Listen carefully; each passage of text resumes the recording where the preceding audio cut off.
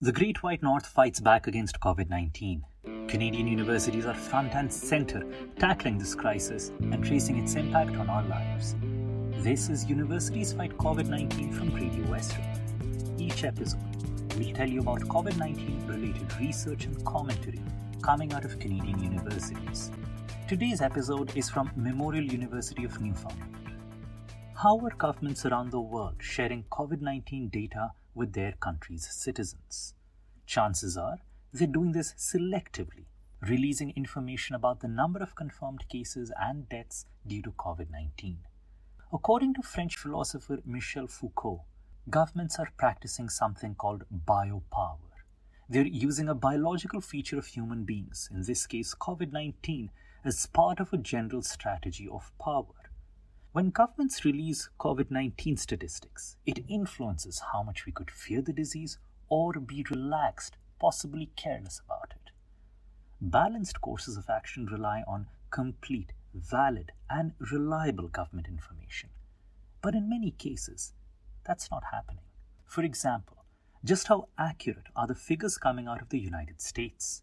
The political stakes in the country, especially during COVID-19, are very high. There is an ongoing social and political crisis in the US caused by COVID-19. And in order to shift blame from his own late, ineffective response, Trump is blaming China for the pandemic. The high numbers in infections and deaths from COVID-19 are also contributing to a sense of fear and insecurity. Trump could potentially use this to his advantage in the upcoming election. On another continent, Russia is ensuring that it's the only source of information on COVID-19. Anyone else collecting and spreading pandemic figures or complaining about the country's response to COVID-19 is being silenced. According to their government, Russia has one of the lowest COVID-19 mortality rates in the world. Could this be biopower in play? Putin was to extend his term as Russia's president via a constitutional referendum on 22nd April. It has now been postponed to 1st July. If he's truly underreporting the true number of COVID-19 related deaths, he could claim credit for handling the crisis better than any current world leader. Back home in Canada, our figures are not too controversial. We don't have an exceptionally high number of COVID-19 cases, nor an exceptionally high mortality rate. But the federal government's website reports aggregate data only.